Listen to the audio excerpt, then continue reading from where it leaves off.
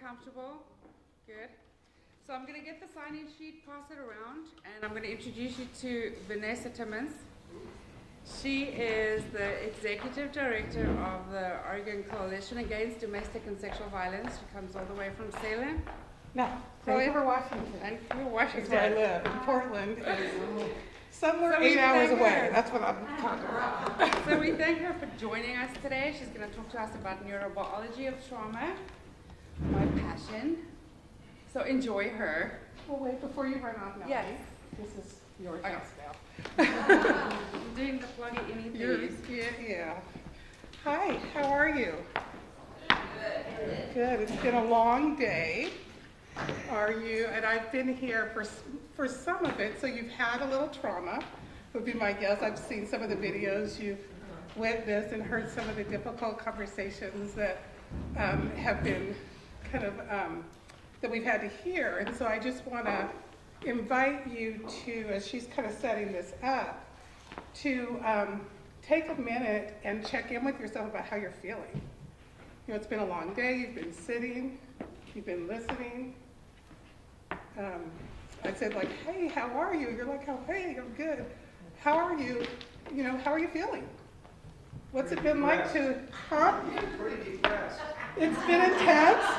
See, I'm the one you get to say that to.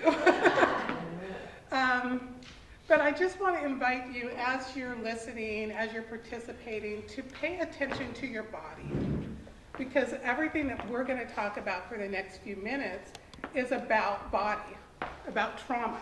And trauma is an experience that we process or think about in our heads, but actually it's something that happens pretty significantly. It happens in our bodies, right?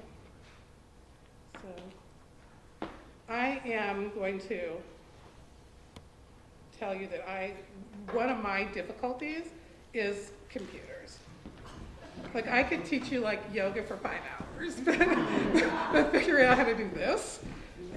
So while Leah is getting that set up, I'm going to go ahead and just tell you a little bit about what we're going to talk about and also get you started on a little bit of a small group activity. So the presentation today is organized in 3 parts.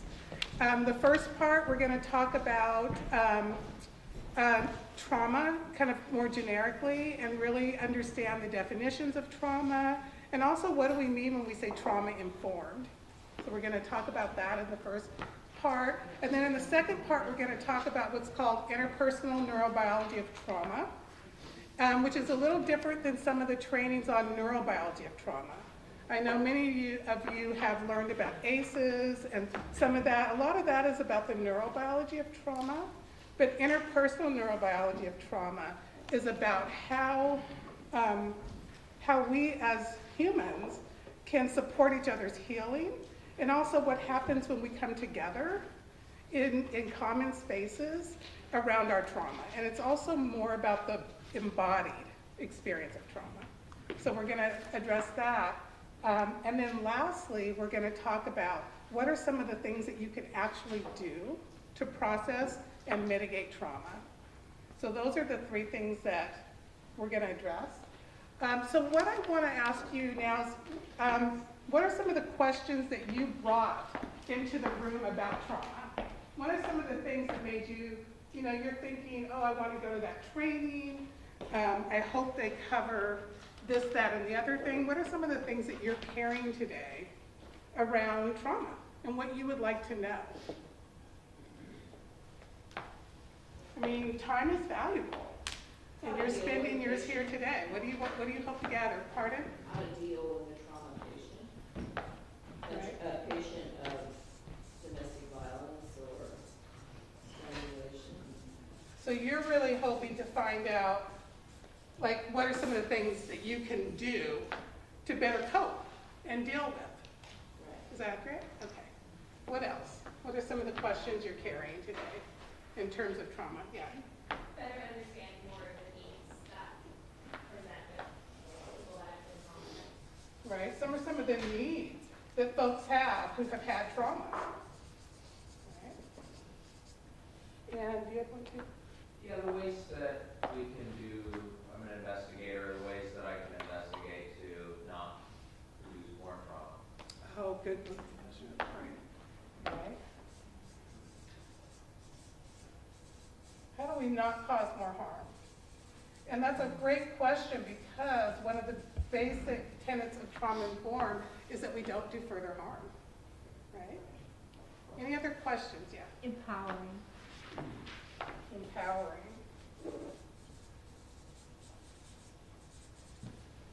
And when we think about empowering, we're thinking about how do we create the conditions for someone to facilitate their own power. What does that look like to create those conditions? This might not even be within your. No worries. Talk about to me, but for folks that, I'm not law enforcement or healthcare, but I do work with folks that have trauma. And so what I always often wonder is, if it's long-term trauma over, a lifetime for some people, what's a reasonable expectation for trust building and being able to make forward progress with folks? Right. Yeah, that's a great question, because it really addresses what we call complex trauma. And what does that healing process look like, right? And what are some of the ways that we, as practitioners, however that shows up, can help facilitate that healing process? We all know what it feels like, or what it looks like, both, to be stuck in trauma, right? We recognize that when we see it, we recognize it when we feel it. It's a painful thing to be stuck in one's trauma. Yeah, great questions. Anything else? So, I think we talked about that. So what I want you to do now is just take a few minutes to talk with someone next to you, right? One of the best ways we can become helpers around trauma is to become become greatly self-aware of our own, how we feel safe. What are some of the conditions that we need to feel safe? What are some of the ways that we nourish and support ourselves during difficult or traumatic events? Trauma is the great equalizer. All humans can experience trauma. All humans, when you look at kind of the trauma matrix, on some level have had trauma. Everybody, right? It's the great equalizer. So as practitioners, one of the most effective things we can have is our own understanding of how we mitigate. What do we need for safety? What do we do at our most difficult times? How do we navigate the complexities of our own necessity to heal? So take a minute and just grab someone next to you. It doesn't have to be someone you know, but just talk about one or more of these questions, right? Who supports you in feeling safe? And a touchy-feely person at the end of the day. You will survive me, I promise. It will not. I will take care. I can hold your discomfort around it. So I got you. You're going to be fine. But your questions are, what supports you in feeling safe, right? What helps you feel liberated? Okay, I think you guys got it. So go.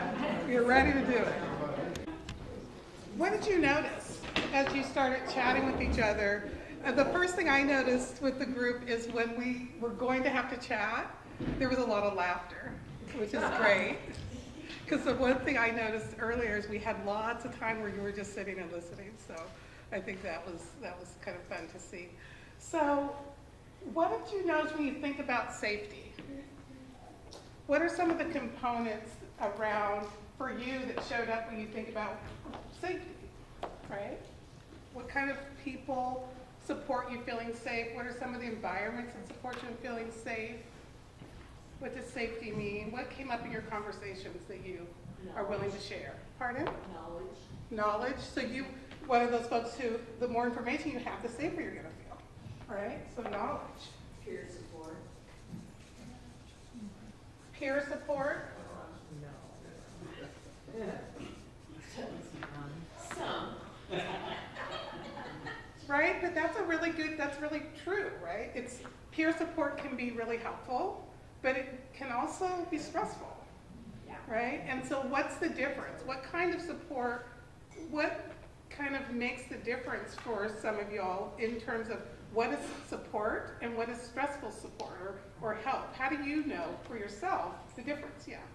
So, different for me would be, I have friends who I can always go to, like my best friends. I can pick up the phone, call them, say, and talk to them about anything. That's not stressful support at all, because they'll understand, and, some of them also work, in DA's office or defense, so they'll understand. Right. Stressful support is my family. Right? And what's the difference? Like, what's the difference between judgmental, right? Right? So non-judgment. I knew that was It's my whole family, they're all Asian, y'all. You know I can't let you go. I'm looking at this girl. You said it all. Can't let you get away with that one. Right down there. Stereotypes. We're laughing with each other. I got you. So yes. For me, it's those who will support you unconditionally. That is so important that there are no conditions to what will take the support away, right? Why I have a boss of care. She Yeah. loves me no matter what. Right, right, no matter what. But there is this way that in order, and thinking about trauma-informed services, there's a way that non-judgment and unconditional support is really fundamental to what we're talking about, right? Healing can't happen with judgment and condition, yet our systems are filled with that. So it's something for us to just think about, right? Anything else that came up in your conversations around feeling liberated? Yes. People that empower you. Empowerment, right? What is the opposite of liberation? Oppression, right? Oppression is the opposite of liberation. And so while these are feelings, feeling liberated or feeling oppressed, I think we can all think of places in our systems where oppression is the norm, right? And power flows in one direction or another. So these are conditions that make it more difficult for us to have trauma-informed systems, right? What else came up for you? What about resiliency? What are some of the things that help you get back up? Faith. Right? Faith. Faith. And faith, by definition, is belief in things unseen. Right? What else? Compelling teacher. A compelling teacher? Compelling teacher. Can you tell me a little bit more about that? The steps in with the faith component, but a lot of times we choose to look down at our feet in the position we're in now. We don't like what we see, but we can lift our eyes to the horizon and see a much better place we can end up. Right. So compelling teacher, and also a vision. Future. A vision that tells us that something else is possible, right? But he didn't say teacher, he said Future. Future. Oh, thank you. Oh, Yeah. yeah. I'm older than I look. Appreciate that. I wouldn't have had to ask for clarification had I heard you clearly. Yeah. hope. Hope. Yeah. And there's also a way that, did you have something to say about I was resilience? just going to say mindfulness meditation. Mhm. Mindfulness. There's a way that resiliency is also connected to not just this idea of a compelling future, which is absolutely part of it, but it's also what we have, what has worked for us in the past, right? There's a way resiliency is built over time. And so when we're working with people who have had a lot of trauma, we're going to talk more about that in a little bit, there's a way that the resiliency, that they haven't had the experiences to build resiliency factors up, right? And so our systems sometimes have to provide the conditions to even get them started on that path for more resiliency. Anybody else, anything else that you notice? Yes, Leah? So for me, part of the maintaining resiliency is knowing that whatever the challenge is temporary. Like Yeah. going to the dentist or dealing with that one family Right. member that drives you crazy. Yeah, this too shall pass, right? You know, I come from a long line, like probably 3 generations of activists, of social justice activists. So one of the things that happened for me is I was constantly in the presence of this too shall pass and resiliency, right? This is how we keep moving for the next generation. This is how we face this struggle. Well, I've spent an entire career with people who do the same thing over and over again, expecting different results. So I believe that is just another form of resiliency. So you're going to be fun.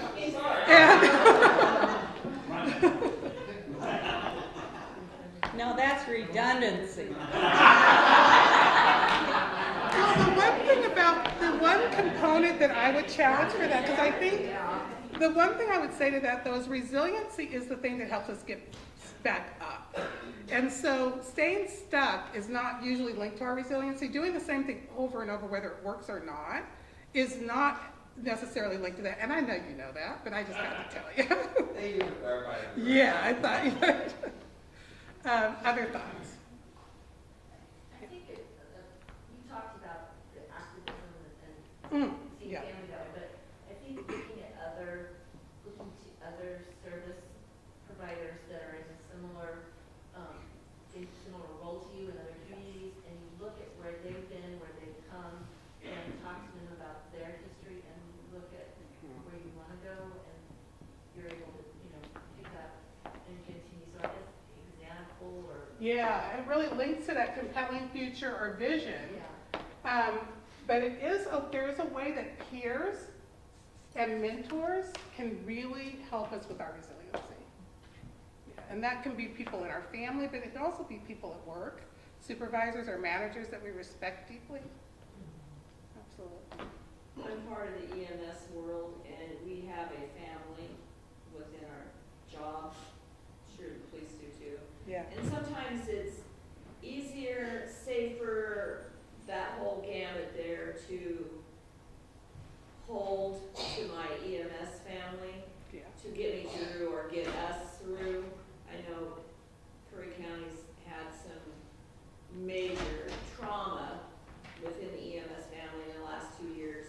And we come together as a family to support each other, to cry, to talk, to mentor. Wonderful. And I found for myself, it was hard for some of my own personal family to understand quite what we were going through. Right. Absolutely, because understanding, and we'll learn the neurobiology of this, because understanding is linked to connection, and connection is linked to healing and resiliency. But understanding is one of the first ways that we know that someone is connected to us. We begin to have a shorthand when we talk to them. We don't have to tell the whole story, right? We can just say something and they get it, and we feel that. That's an embodied experience of I am understood, right? Absolutely. I'm so glad that you have that. Yeah. Well, I guess last thing, like Leah said, humor. Yeah. And that bond between people who are in the field of work and do the same thing that you're doing, being able to laugh, even if it's awful to laugh at it, but sometimes you have to. Because Oh, yeah, yeah. I mean, my sister's a police officer, and I will be at some gathering for her with all of her police officer friends, and their jokes. I know other advocates in that room would be like, what are they laughing at that for? But I get it because I was raised with my sister. They just have a way they have to laugh about some really hard stuff. Morbid sense of humor. Yeah. Always call it good.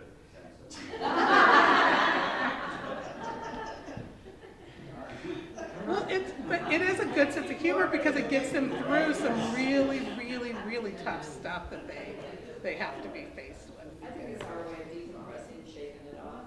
I agree, yeah. And humor is a wonderful way to do that. It's a huge part of resiliency. Okay, great, thank you for exploring that. So how do you define trauma? Just kind of quickly, if you had to tell someone what trauma was in like a quick word or two, what would you say? Something that affects your mental health. Right? Something that impacts you mentally, physically, emotionally, spiritually, right? Something with long-standing, lasting, significant impact, right?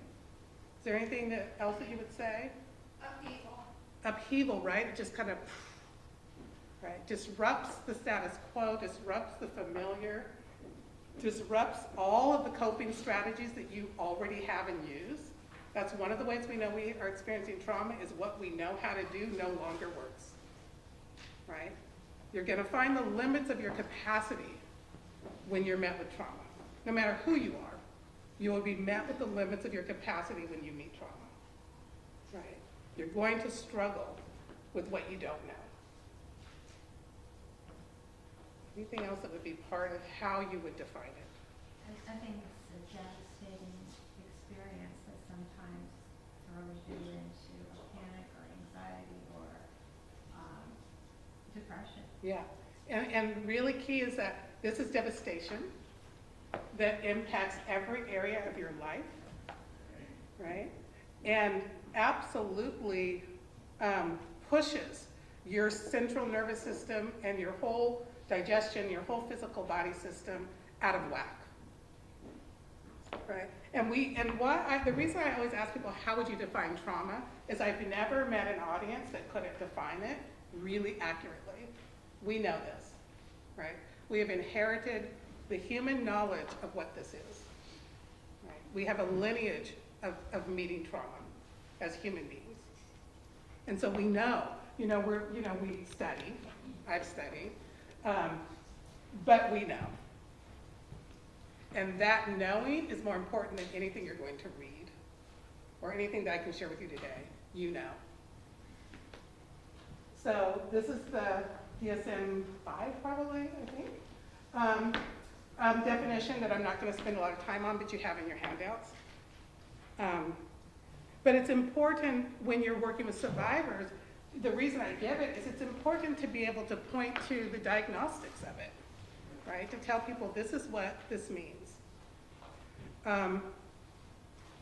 Trauma-informed care has its own definition. Like, what does it mean when we say we're providing trauma-informed care, right? And this is the definition. It's an approach to domestic violence.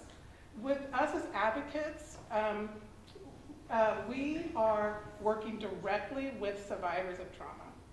I know many of you will as well, but our role with them is more of an advocate who walks along the trauma path with them. So the definition is really speaking to that role that we have as advocates. That we're ensuring that all survivors of domestic violence have access to advocacy services in an environment that is inclusive, welcoming, destigmatizing, and non-traumatizing. So that's what advocates do. So I won't go over that a lot. How many of you are domestic violence advocates in the room? So a few of you. Okay. I think what's most important about trauma-informed advocacy is to really understand that as advocates, our scope is complex and broad rather than narrow. Right? So an advocate might find themselves working with mental health professionals, addictions counselors, or school counselors, or clergy, or nurses, or doctors. Like, we find ourselves in a lot of different systems.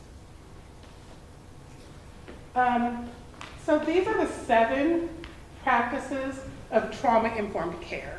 And this slide comes out of a trauma learning community at Portland State University. The trauma learning community, we were in place for about 3 to 4 years as a group. And one of the things that we did was this broad study of what does a trauma-informed organization look like, and what are the components that need to be present in a truly trauma-informed community, a trauma-informed practice. And these 7 are by no means the end-all be-all. That there could be 10 or 15, but without these 7, it's going to be less trauma-informed, right? So just going over these kind of quickly, the first one is awareness. People who are denying that people are traumatized can't provide trauma-informed practice. People who are minimizing the impacts and effectiveness of trauma, the lasting impact of trauma, that's not, you can't provide trauma-informed delivery or service with that. So the first principle is awareness, right? Understanding that trauma affects the way people learn, remember, function, heal, grow, change. Everything in their life is impacted by trauma. And the first practice is to know that. The other is safety, right? People can't heal without safety. And so any system that is trying to do trauma-informed work has to have a sense of safety. And it's not just physical safety, it's emotional safety, it's mental safety, right? And what does that look like? So there, that's one of the other components. The other one is trustworthiness, right? And trustworthiness is different than trust. Are you worthy of one's trust? What does it mean to be worthy of somebody's trust? What are the practices and protocols and policies that you have to have in place in your organization in order to be a trustworthy organization? So that's one of the principles. The other one is empowerment. That's come up a lot. And empowerment, not in some way that says, I'm this rescuer, I'm this savior, I'm going to give you your power. That's not what we mean when we say empowerment. It's more like, I recognize, honor, and respect the innate human power that you carry, right? I honor your sovereignty as an individual. That's what we mean by empowerment, right?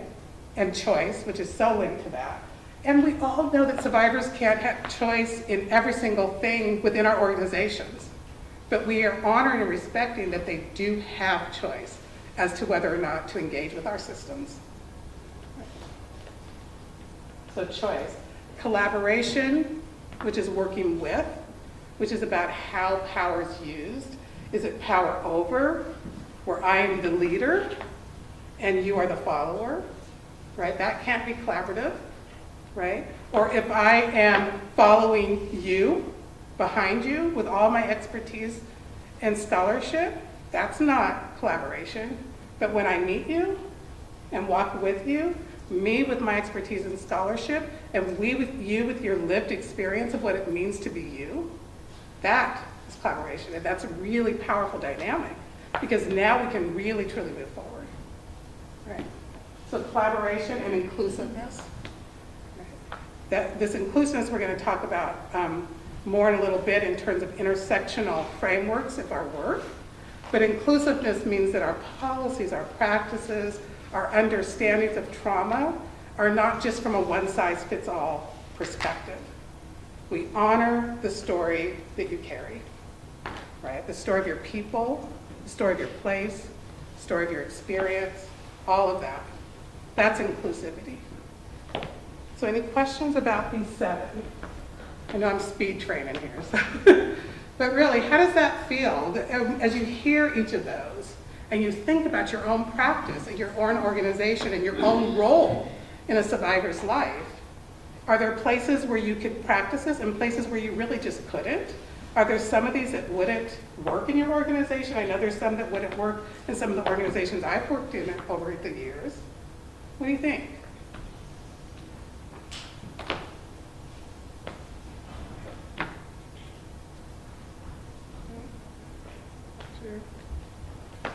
Is it making sense for you, or is it just, are you sleeping?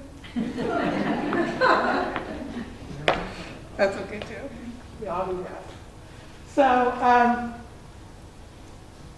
So when we think about the simplest way to talk about this in terms, and you probably have heard other advocates talk about this, the most basic way to do it is it's not asking what happened to you, or it's asking what happened to you versus what is wrong with you.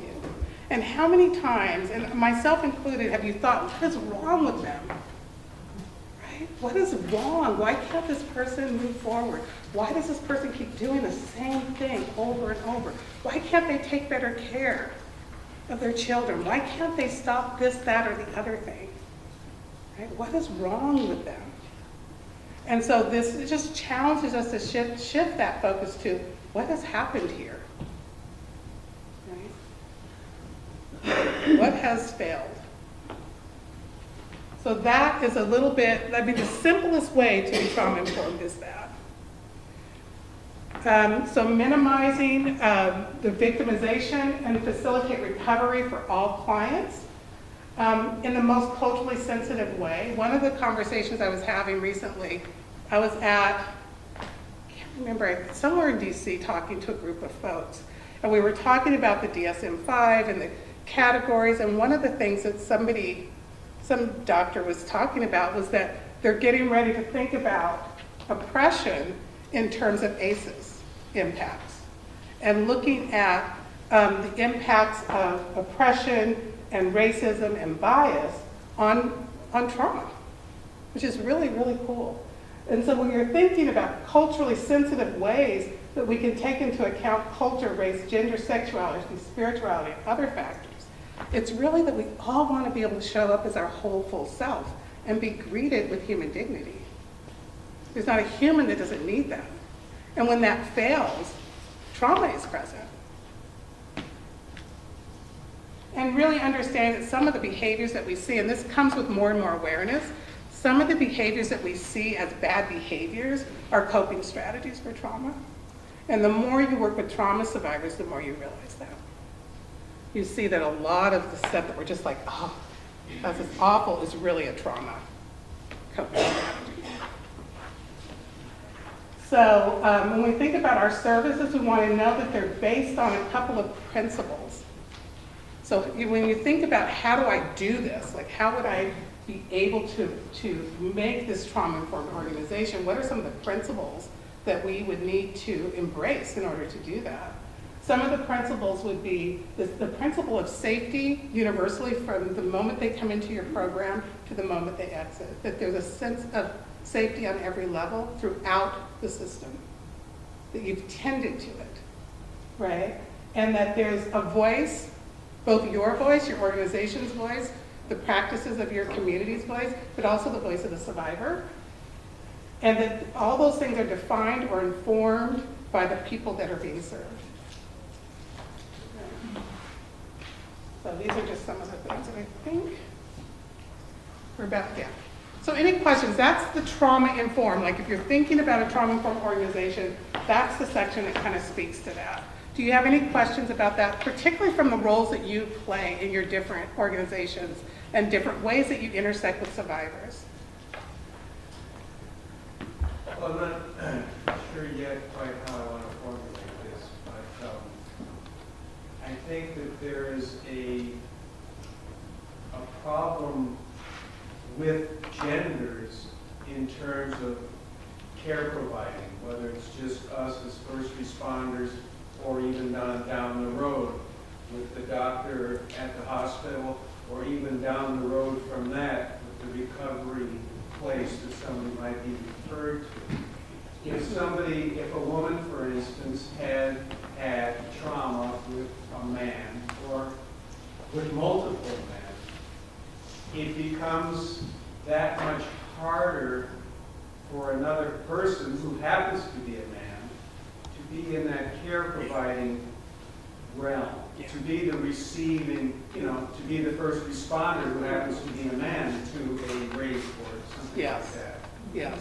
It's a real challenge for the guy who's the good guy.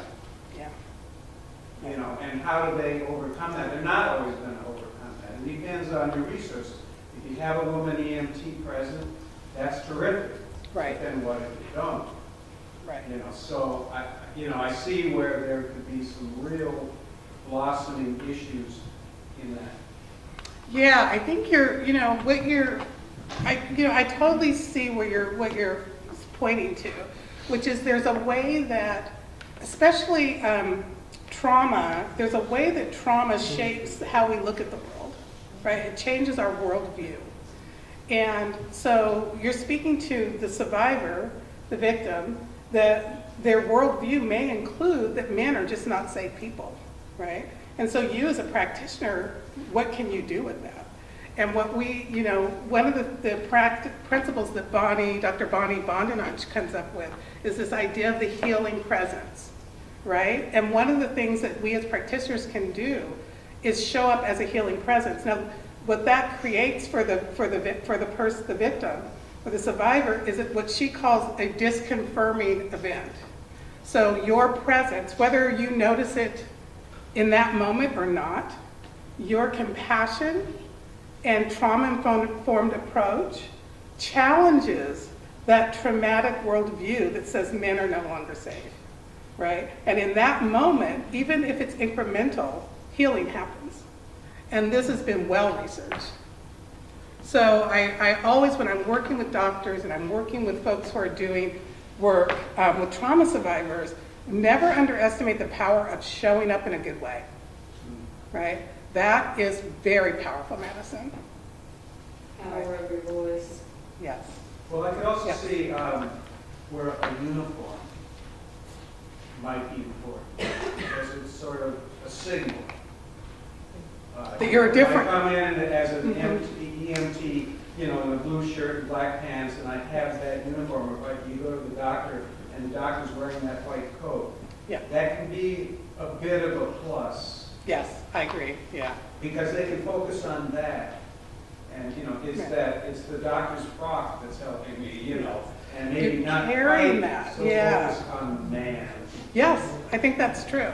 But there is a way that how you enter that space, uniform, not you dress as you are, that you can mitigate some of that. Other questions, comments? I have one. Yes. So kind of along those same lines, so sometimes I'm an investigator, so I'll make contact with, this happened to me with females who are the victims, and they become super attached to me, but I'm just a patrol person, so I can't be there for them, which takes away from the trustworthy part. Like, I want to be there for them, but that's, my dealings with that victim are very small in the scheme of the whole justice system or the healing Absolutely. process or whatever. But they'll zero in. They do. Yeah, And it's hard sure of because it. they'll want to contact you for other things, and I'm like, I'm so sorry, I'm busy, and that's hard for me.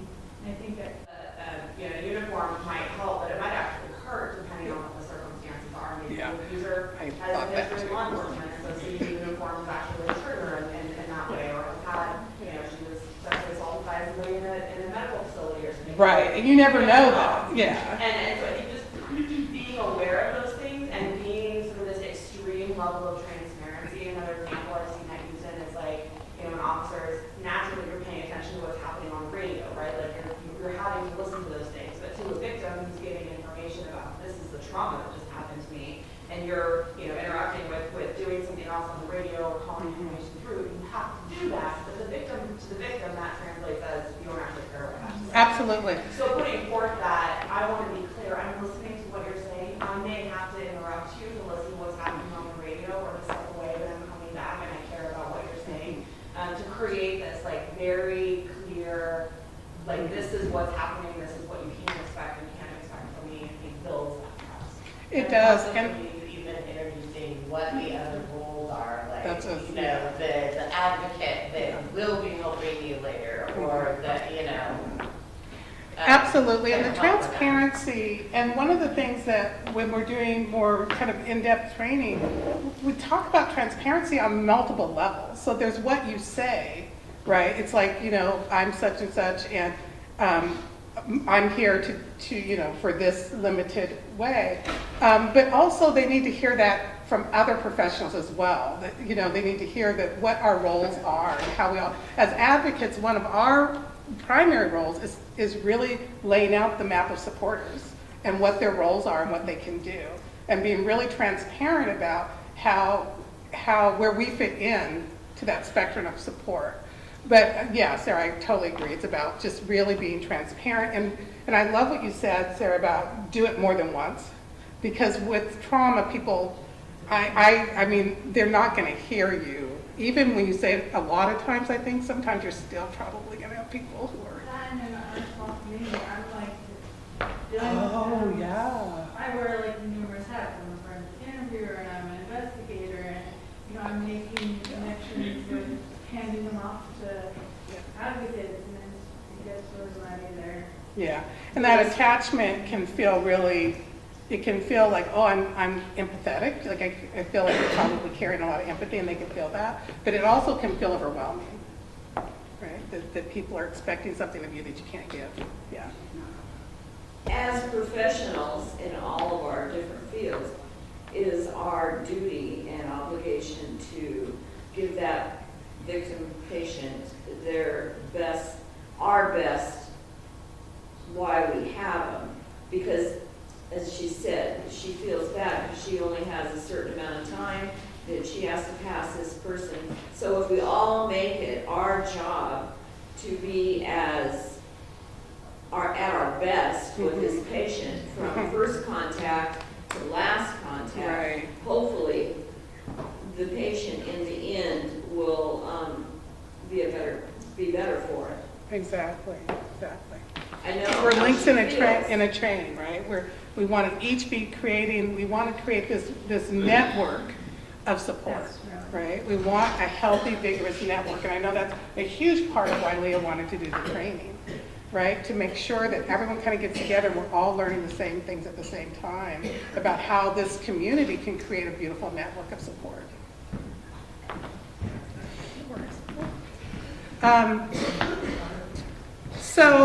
Any other questions about kind of that trauma-informed community, like what that needs to look like or how you can do that? Okay, great.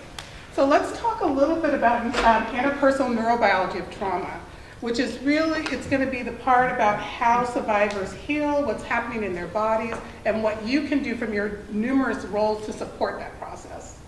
Give you some of those tools.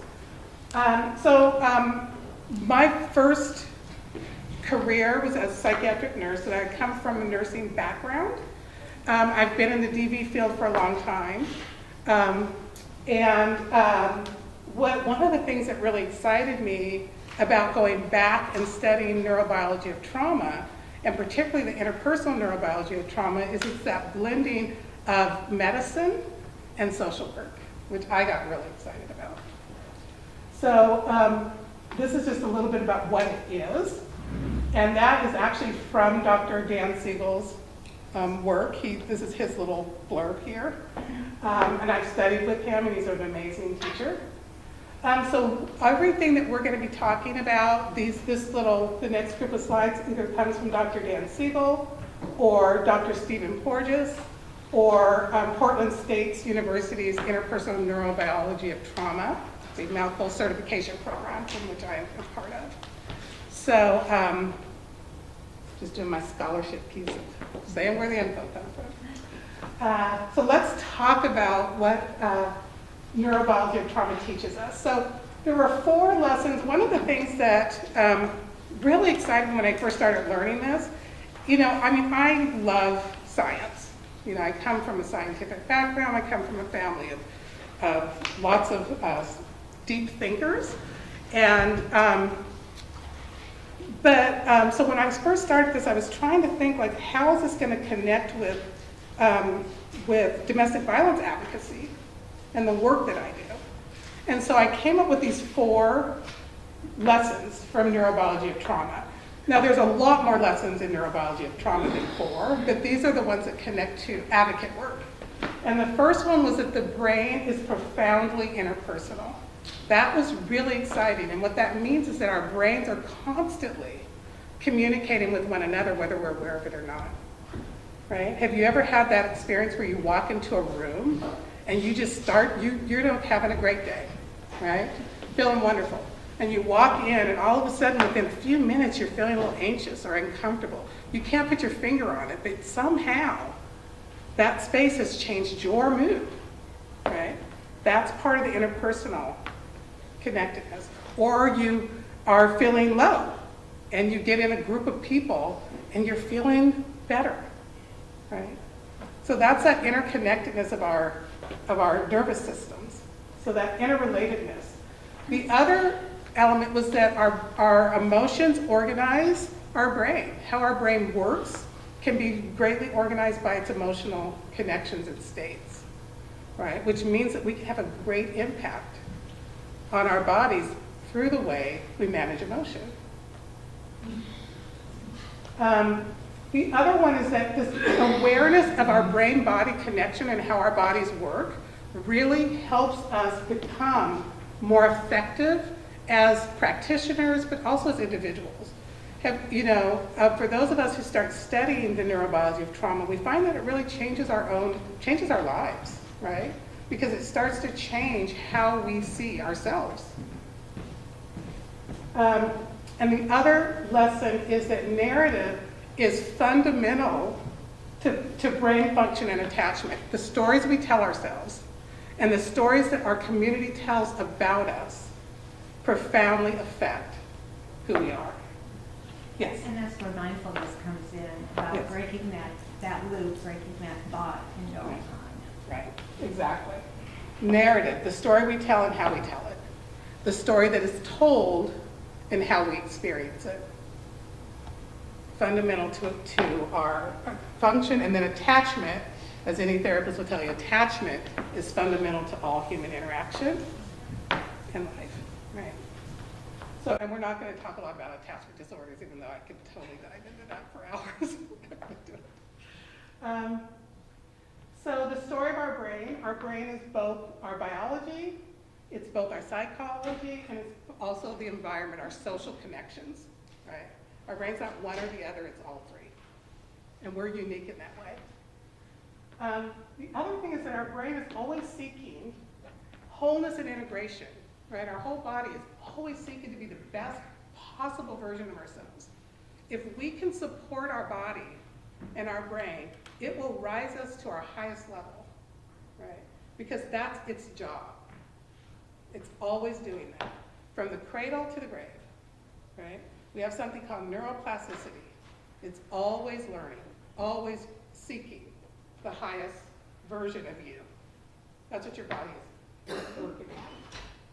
There's more than 2 regions, but there are 2 regions that are informed by and engaged in experience with trauma and violence.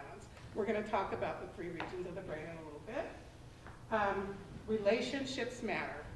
If you don't take anything else away from this training, I want you to take away the importance of relationship as truly powerful medicine for healing, right? Relationships matter. The supports for folks, how we do this work, how we help people heal, how we help people cope with trauma, how we help communities recover and restore themselves, that the supports for how to do that are vast and varied and ancient.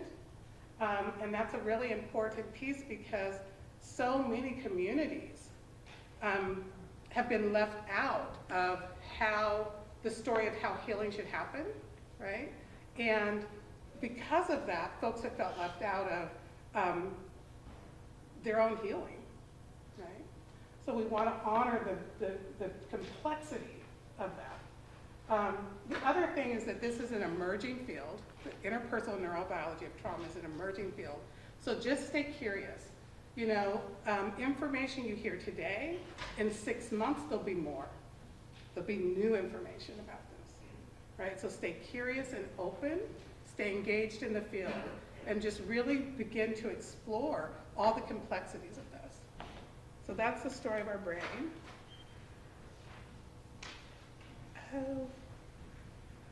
We don't have Dr. Siegel's video, So, yeah, do you want to pull it up? Mm-hmm. So,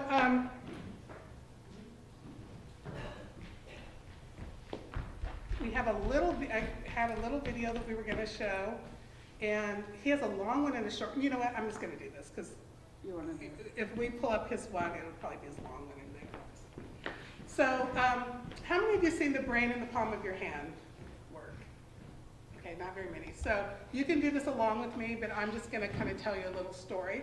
This is Dr. Siegel's work. He has a YouTube video. I really recommend it. The long one is great if you have 45 minutes. But he also has a shorter version that he gave his students that I don't think yeah, just go to YouTube and grab the long one. I don't know if he has a short one out there.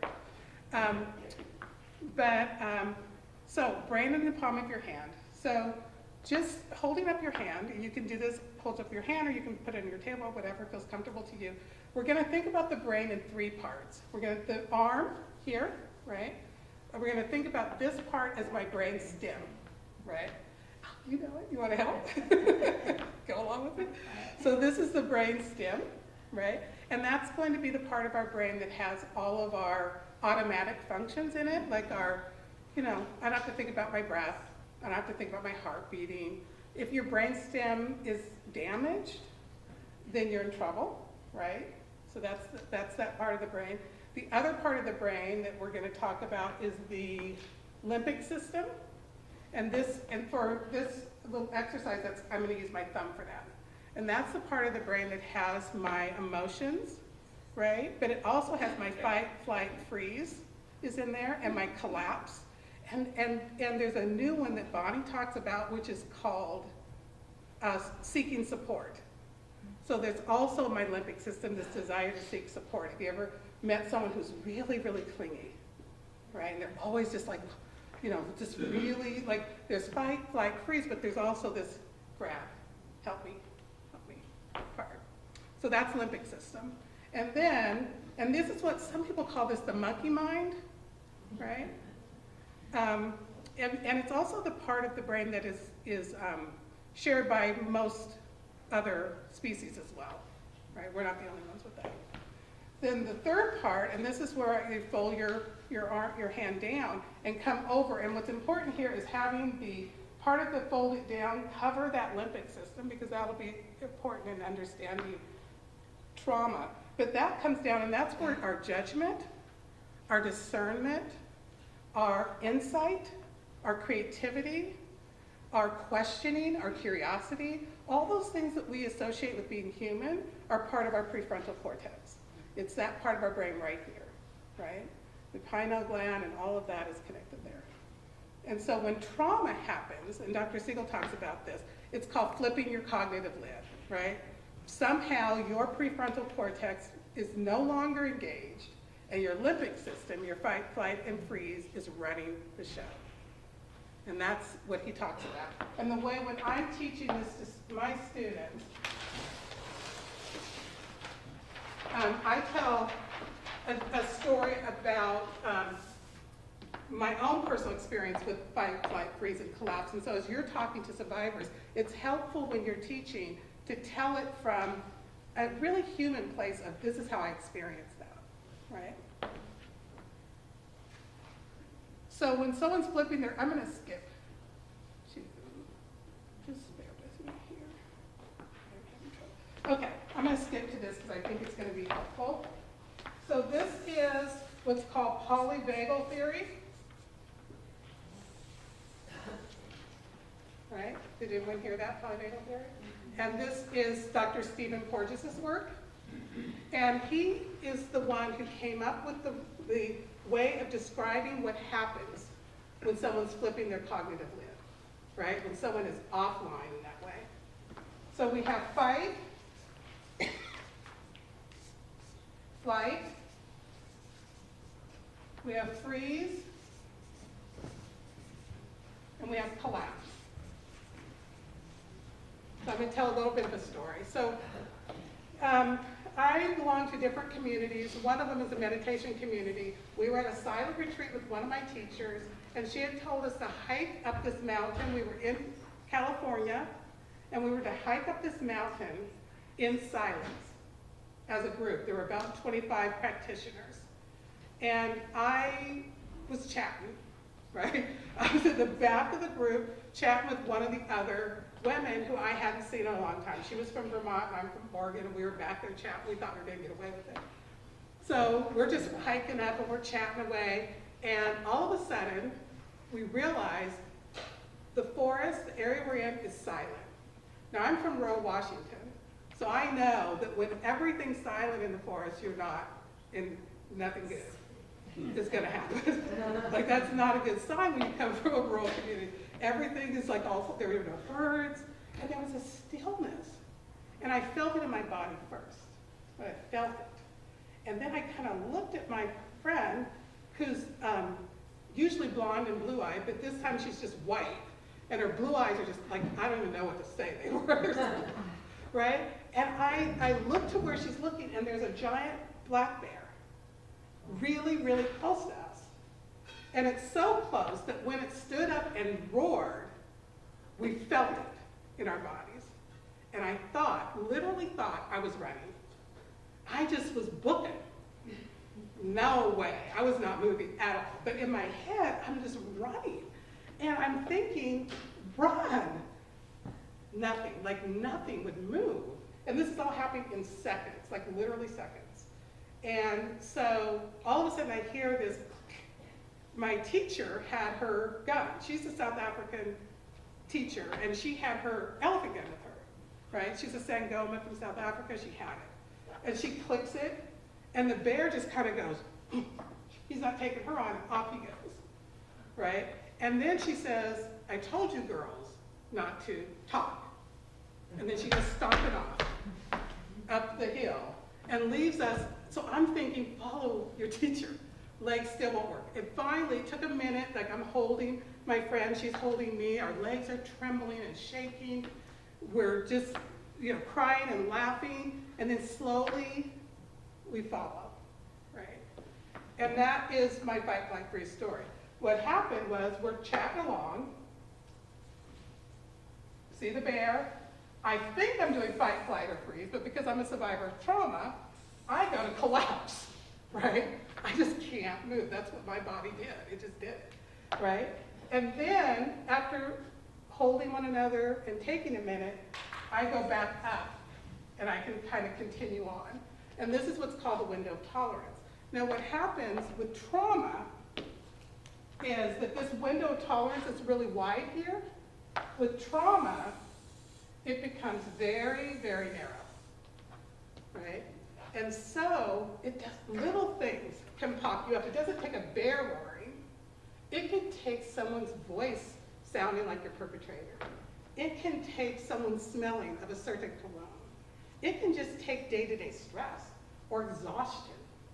It can be anything that can just, so you're popping around. Your ability to stay in your window of tolerance is directly related to your ability to heal trauma, right? And what's really cool about this is that there's lots of things that we can do to expand our window of tolerance. That's an advocate's primary work, right? Our work is to keep our window of tolerance really expanded so that when we show up, we can hold a lot more trauma than most people in that room, right? And so we're going to talk about the practices that do that. But what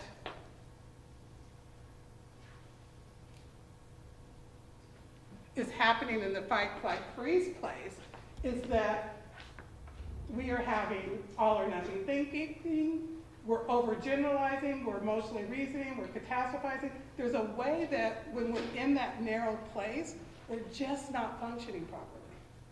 And it's also the place where memory doesn't happen well. One of the things about the limbic system is it has no sense of time. Every single thing is right now, right?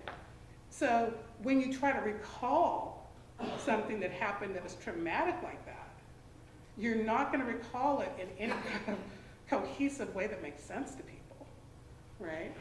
Like if I have to talk about, I can go back, because I've told this story lots and lots of times, but I can guarantee you, in that moment, if you saw recording, it would look different than what I just said, right? It would look badly, maybe it was a word, it wasn't that different, but it could look really different, right? Because when you're in fight, flight, or freeze, there's a lot of things that are impacted. And primary thing that's impacted is cognition. We can't navigate things cognitively in the same way when we have this narrow window of tolerance. We also see a lot of addiction, a lot of just numbed out, right? People kind of popping down into freeze and collapse really regularly, right? So, what's happened to you versus what's wrong with you, right? he or she's numbed out versus, wow, we need to do some window tolerance work with that person. We need to do some healing work with that person. A lot of shame and fear. And when you're in panic like that, do you trust? You don't even trust yourself when you're in that state. Right? Lots of folks with a lot of substance abuse disorders are really people just trying to navigate this, right? Just trying to deal with the fact that they're going like this all the time, right? And don't know why or don't even know what is happening. So the other thing I'm going to talk a little bit about is what happens for survivors over time in terms of this. And this is from a survivor out of Portland, Oregon. This is her, she came up with this idea of the perfect storm and gave us permission to use it. So we were in a support group setting and we were all talking about all of what we're talking about now. And she says, you know, it's like this perfect storm. And I said, tell me more about that. And she's like, it's like this is what, you know, what's happening to us is like a perfect storm. And I asked more questions in the group. We were all really curious because, you know, on some body level, it made sense to us. And she said, it's like, you know, I have this historical trauma. You know, she comes from a family, I think it was a virus descent. Lots and lots of family, you know, the epigenetics of the starvation that happened is really still part of the story of the ethnicity Irish folks. So she was talking about this kind of, you know, the epigenetic. I have this historical trauma. I have this historical trauma of being female, of coming from oppressed and starved people, of living historically in generations of poverty. Like I have this history that I carry. So that's there. And then I meet this perpetrator who is battering, abusing, and raping me, battering my children, and that meets this historical trauma that I'm carrying in my body. I add to that the messages I tell myself about what it means to be poor and female, right? What it means to be a bad mother and to not be able to take good care of your kids, right? So I carry that internalized oppression, the story I tell myself, and then add to that a system that says, why did she stay? What's wrong with her? Why is she drinking? A system that blames and shames, and then that compounds with the organizational trauma. And that becomes the perfect storm. And it's one of, you know, one of the best definitions of what survivors go through in terms of trauma that I've ever heard. And it was very enlightening for us as advocates. And I was like, oh, you know, I would love to be able to share that with people.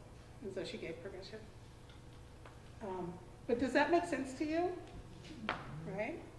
So our trauma is not just about, you know, the moment, the personal trauma, but it's also what's happened to our people, because we've learned that about the culture. We talked about trauma-informed. It's also what I tell myself, the story, the narrative, right? And it's also how I met, the story my community's saying about who I am and what I do. It's all of that. So Leah, I'm going to ask you what time I'm supposed to be done. You know, I don't know. Huh? You know, we are scheduled up until 5, but you can take up until how long you want. No, I can't. that is not trauma informed. I'm gonna let them go when they're supposed to. 4:45. Okay. Thank you. Thank you. If you want to listen, we can have 5 minutes up. Yeah, well, I just realized there was a clock. I was looking at this. I am a long way from home, y'all. I am not in my happy place. Okay, I got you, yeah. You can just tell everybody you're fresh enough coffee. If anybody wants some coffee, let's see. This fresh coffee. Okay. So, I mentioned ACEs. We're not going to talk a lot about ACEs, but how many of you are familiar with it? Oh, awesome. So we're just going to, but what I think is so cool about ACEs and why I think as trauma educators, we always have to mention it. It's like a rule that somebody wrote somewhere. But we always have to talk about, yeah, it is.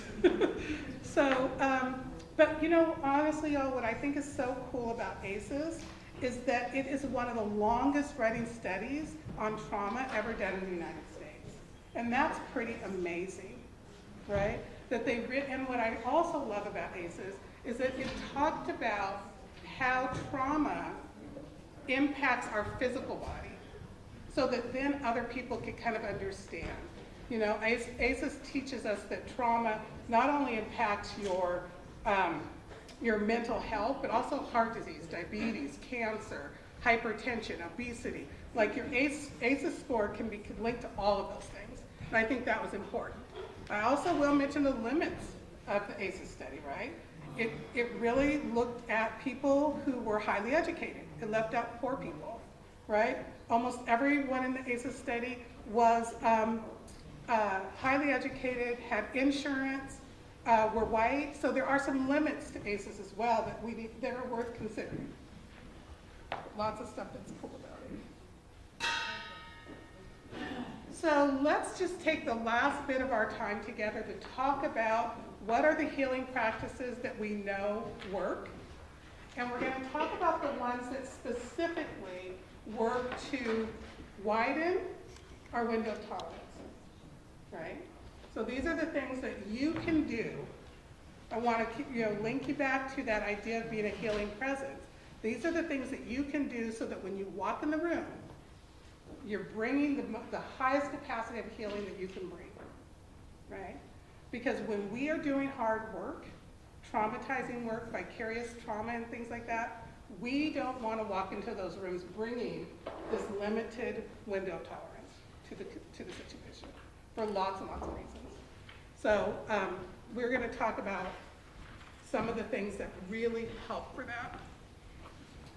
that. This is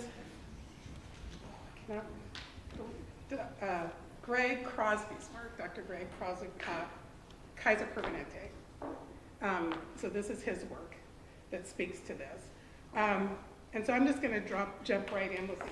So the first one I'm going to teach you is belly breathing, because the breath is deeply connected to your nervous system. And this is one of the practices that I have taught rape victims, I've taught doctors, I've taught attorneys, I've taught judges, and the information I get back from folks is that this is a really effective practice. So if you will join me in this, I know it may not be something you do usually, but I'm going to ask you to practice this really quickly with me, and I think you'll be glad that you did. So push your chairs back from your table a little bit. Get yourself a little bit of space so that you can be in your own space, right? I don't want you to worry about your neighbors or what's happening. I want you to be in your own experience, uniquely yours, right? I'm just going to invite you to have a personal experience with these words, okay? So I want you to put your feet on the floor. And if you, Leah, would you mind being an example for me? Grab a chair and come up. But putting your feet on the floor, if you have glasses on, you can take them off or leave them on, whichever you're comfortable with. But my experience is that folks sometimes are comfortable without them.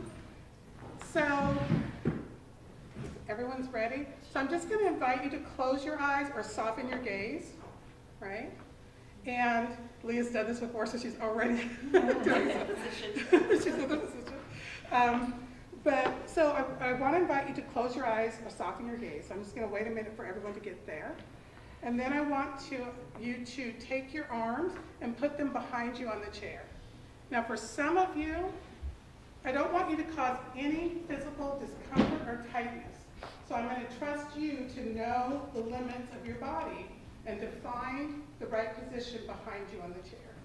And when you have that, great, so I think everyone's got that. So, eyes closed, hands behind you. So the first invitation is just to notice your breath. That's your invitation, just notice your breath. You don't have to change it. I just want you to notice it. Notice how it's flowing in your body. Okay. Notice where you have spaciousness or tightness. But just notice it. I just want you to relax your shoulders, just let them drop a little. And I just want to invite you to relax your eyes, relax your jaw, relax your feet, feel the floor holding you. Okay. Relax your belly, no need to hold your belly in. Okay. Relax your hips, let them just be held, let yourself be held there. Relax your knees. And relaxing your jaw, your neck, finding your breath. Just knowing that great breath that is with you all the time, just moving through your body securely, confidently, peacefully, holding you. I want you to bring your attention to your heart, that beautiful heart muscle, the source of compassion, your heart. And I just want you to bring to mind something that you love. A person, place, an idea, a pet, something you love. And when you have that thought, you will know it. Your whole body will smile. That's the thing. There it is. And so as you just hold that thought, I just want you to send to that person, place, pet, idea, this love. Like just, I'm just sending you gratitude today. I thought of you in the middle of a training, and it was really fun. You might even say, did you feel me at 4:15? I reached out to you with gratitude for the fact that you were such a nourishing idea, or a nourishing pet, or a nourishing person, or a nourishing place. So just again, back to your breath, and your feet, your belly, your shoulders, your jaw. Just when you're ready, open your eyes. So this is called belly breathing. What did you notice? What did you notice as you practiced that? That was less than 2 minutes. You noticed relax? You noticed relax? What did folks notice? Was it hard for anyone? Okay. Yeah. Yes. I want to speak to that. I'm a trauma expert. It's okay. So, I mean, it can be relaxing, right? It is relaxing. Belly breathing works. It will always work. What will always happen is that there will be more regulation in the body. They will have more access to their window of tolerance. The prescription for it is to do it for 10 to 15 minutes when we're trying to build capacity, right?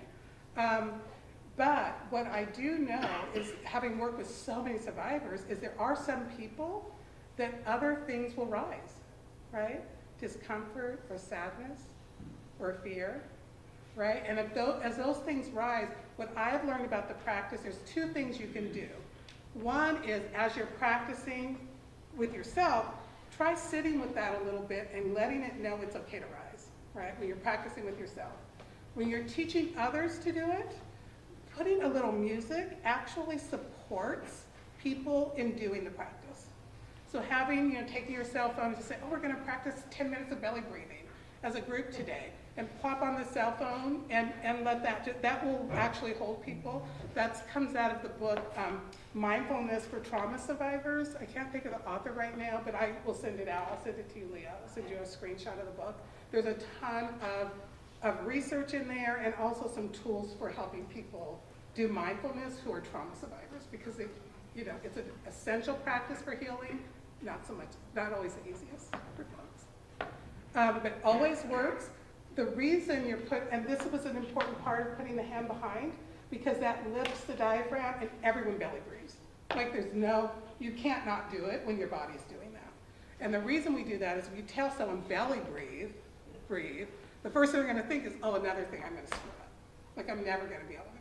Like we have this faith in what we cannot do, as opposed to faith in what we can do. So by using some of these practices, you're circumventing that faith piece of, oh, I can't do it right? So belly breathing. Anyone else want to share what you learned or what you experienced while doing that one? Well, that's the last one we're gonna have to physically practice, so you can breathe now. Okay, so the other thing is pleasant activities. So these are just some practices and things that you can do for yourself as advocates. This is really about the vicarious trauma. It also works with clients. As advocates, we are teaching clients these tools all the time. That's not gonna be most of your role, right? So for you all who are going to be spending less time with survivors, these are practices for you to use so that when you show up in a room, you're gonna be showing up in a better space, in a better way. So, making time for pleasant activities. This seems simple, but what I can tell you is even practicing one of these things for 6 months, one of these practices will change things, like significantly. So, the pleasant activity practice is really just kind of picking something that you might look forward to. Something simple, realistic, attainable, something you might look forward to. Someone just shout out something you could do in the next 30 days that would make you happy. Hiking. Is hiking really pleasant for you, or is it work? Okay, so it's pleasant. Like, hiking would not be, that wouldn't be my thing. My husband on the way up, he's like, oh, this hiking trail. I'm like, I don't hear you, I don't see you. Nothing there. Yes. Playing video games or watching something with my friends. Yes. Watching something, playing video games, other pleasant activities. One more. Going to the movies rather than watching it on my TV at home. Right, going out to the movies. So what I want you to do right now, just as part of it today, is write down one pleasant activity on your piece of paper. Just one thing, right, that you might do in the next 30 days that is pleasant. And remember, the only requirement that I'm going to give you is that it be simple, something you can really do, simple, realistic, and achievable in the next 30 days. Simple, realistic, and achievable. Just want you to write it down, right? Now, just the act of writing it down, and identifying it has helped, right? You can feel the buoyancy in the room, right? If you follow through and do it, your confidence will grow significantly.